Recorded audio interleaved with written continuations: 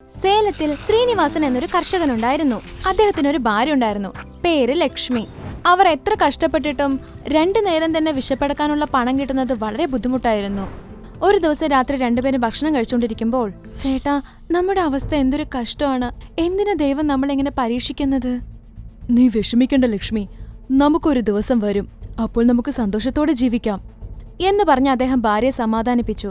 പക്ഷെ എന്തൊക്കെ പറഞ്ഞിട്ടും അവൾ ആ അവസ്ഥയെക്കുറിച്ച് ആലോചിച്ച് വിഷമിച്ചുകൊണ്ടേയിരുന്നു. അങ്ങനെ രണ്ടുപേരും ഭക്ഷണം കഴിച്ച് കിടന്നുറങ്ങുകയായിരുന്നു. ഉറങ്ങിക്കൊണ്ടിരിക്കുമ്പോൾ ലക്ഷ്മി ഒരു സ്വപ്നം കണ്ടു. ആ സ്വപ്നത്തിൽ ഒരു സന്യാസി വന്നു. ആ സന്യാസി ലക്ഷ്മിയോട്, മകളെ ലക്ഷ്മി, നിന്റെ പട്ടിണി എനിക്ക് നന്നായിട്ട് മനസ്സിലാക്കാൻ പറ്റുന്നുണ്ട്. അത് മാറിപ്പോകുന്നതിനു വേണ്ടി ഞാൻ നിന്നോട് ഒരു ദൈവരഹസ്യം പറഞ്ഞു തരാം. അതുപയോഗിച്ച് നീ നിന്റെ പട്ടിണി മാറ്റിക്കോളൂ എന്നും പറഞ്ഞ് സന്യാസി അപ്രത്യക്ഷനായി.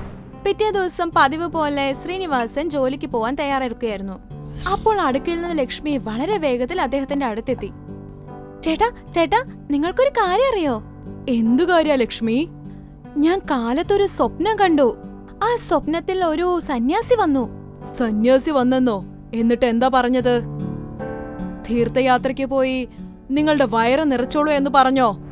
അതൊന്നുമല്ല, നമ്മൾ എങ്ങനെയാണ് കാശുണ്ടാക്കുക എന്ന് പറഞ്ഞത്. ആഹാ, അതാണോ കാര്യം? ഇനി നീ നന്നായി ഭക്ഷണം കഴിച്ചു കിടന്നുറങ്ങ്. ഇന്ന് രാജാവിനെ ആയിരിക്കും സ്വപ്നം കാണുക എന്ന് ചിരിച്ചുകൊണ്ട് അദ്ദേഹം പറഞ്ഞു. പക്ഷെ ലക്ഷ്മി തന്റെ സ്വപ്നം യാഥാർത്ഥ്യമാണെന്ന് കരുതിക്കൊണ്ടിരുന്നു. ആ സ്വപ്നം സത്യമാവുമെന്നാണ് എനിക്ക് തോന്നുന്നത്. പുലരിയിൽ കാണുന്ന സ്വപ്നം സത്യമാവെന്ന് പറയാറില്ലേ? ശരി, അപ്പോൾ എന്താ ചെയ്യേണ്ടത്? അതോ, സ്വപ്നത്തിൽ സന്യാസിനോട് പറഞ്ഞ രഹസ്യം കണ്ടുപിടിക്കാൻ പോവാ ഞാൻ. ആ സ്ഥലത്തേക്ക് പോയി കഴിഞ്ഞാൽ നമ്മൾ പണക്കാരാവും. ശരി, എന്താ പറഞ്ഞത്? അതെന്താ രഹസ്യം? നമ്മുടെ ഗ്രാമത്തിൽ നിന്നും 50 കിലോമീറ്റർ സഞ്ചരിച്ചാൽ ഒരു നദി വരും. അവിടെ ചെന്ന്, അമ്മേ കാവേരി ദേവി, ഞങ്ങൾ ആകെ പട്ടിണിയിലാണ്, ഞങ്ങളുടെ കഷ്ടപ്പാട് മാറ്റിത്തരൂ എന്ന് പ്രാർത്ഥിച്ചാൽ ശരിയാവും. നീ എന്തായി പറയുന്നത്? നദിയിൽ നിന്ന് വെള്ളമല്ലേ കിട്ടുക? വരം കിട്ടുമോ? നിങ്ങൾ വേണ്ടെന്ന് പറയരുത്, നമുക്കൊന്ന് ചെന്ന് നോക്കിയാലോ എന്നവൾ നിർബന്ധം പിടിച്ച് ഭർത്താവിനെയും കൂട്ടി സന്യാസി പറഞ്ഞ ആ സ്ഥലത്തേക്ക് പോയി. ധനികരാവണമെന്ന മോഹത്താൽ ക്ഷീണം പോലും നടക്കാതെ അവര് നടന്നു തന്നെ ആ നദിയിലെത്തി. അവിടെ എത്തി അവര് രണ്ടുപേരും പ്രാർത്ഥിക്കാൻ തുടങ്ങി. അമ്മേ കാവേരി ദേവി, ഞങ്ങൾ വളരെ പട്ടിണിയിലാണ്, ഞങ്ങളുടെ കഷ്ടപ്പാട് നിങ്ങൾ മാറ്റണം എന്ന് പ്രാർത്ഥിച്ചു. രണ്ടുപേരും കണ്ണു തുറന്ന് ഏതെങ്കിലും ദേവത പ്രത്യക്ഷപ്പെട്ടോ എന്ന് നോക്കി. പക്ഷെ അങ്ങനെയൊന്നും സംഭവിച്ചില്ല. രണ്ടുപേരും നിരാശരായി. ഞാൻ നിന്നോട് പറഞ്ഞതല്ലേ ഇതൊക്കെ കള്ളമാണെന്ന്. എന്റെ വാക്ക് കേൾക്കാതെ ഇത്രയും ദൂരം വന്നു. വാ, നമുക്ക് പോവാം എന്നും പറഞ്ഞ് ഭാര്യയെ തിരിച്ചു വീട്ടിലേക്ക് കൊണ്ടുപോകാൻ ശ്രമിച്ചു.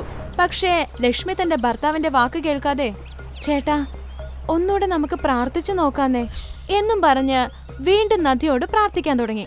ഇത്തവണ നദിയിൽ നിന്നും ഒരു ദേവത പ്രത്യക്ഷപ്പെട്ടു. രണ്ടുപേരും ആശ്ചര്യപ്പെട്ടു. രണ്ടുപേരും ദേവതയോട് പ്രാർത്ഥിച്ചു. നിങ്ങൾക്ക് രണ്ടുപേർക്കും എന്താണ് വേണ്ടത്?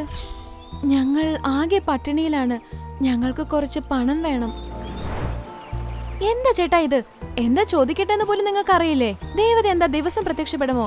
കിട്ടിയ അവസരം നമ്മൾ ഉപയോഗിക്കണം. അമ്മേ, എനിക്കൊരു വരം വേണം. എന്തു വരമാ വേണ്ടത്? ഞാൻ തൊടുന്ന എല്ലാം സ്വർണമാവണം. അത് ചോദിച്ചത് കേട്ടപ്പോൾ അവളുടെ ഭർത്താവ് വാ പൊളിച്ചു നോക്കി നിന്നു. തഥാസ്തു എന്നും പറഞ്ഞ ദേവത അപ്രത്യക്ഷയായി. രണ്ടുപേരും നടന്ന് വീട്ടിലെത്തി.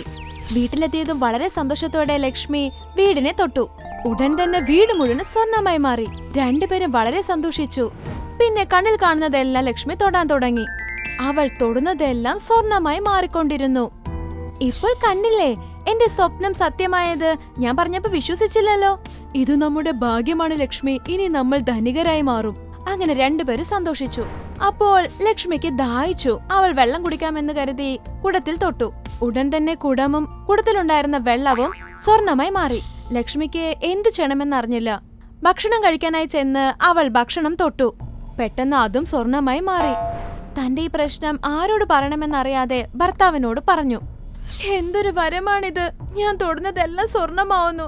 എന്റെ ദാഹം തീർക്കാൻ പോലും പറ്റുന്നില്ല, ഭക്ഷണം കഴിക്കാനും പറ്റുന്നില്ല. എന്തിനാണ് ഈ വരം എനിക്ക് എന്നും പറഞ്ഞ് അവൾ ഭർത്താവിനെ തൊട്ടു. ഭർത്താവും ഉടൻ തന്നെ സ്വർണമായി മാറി. ലക്ഷ്മിക്ക് ഇനി എന്താണ് ചെയ്യേണ്ടതെന്ന് അറിഞ്ഞില്ല. അവൾ അവിടെ തന്നെ ഇരുന്ന് കരഞ്ഞുകൊണ്ടേയിരുന്നു. ഗുണപാഠം: മനുഷ്യന് ആഗ്രഹങ്ങൾ ഉണ്ടാവാം, പക്ഷേ അത്യാഗ്രഹം ആപത്താണ്.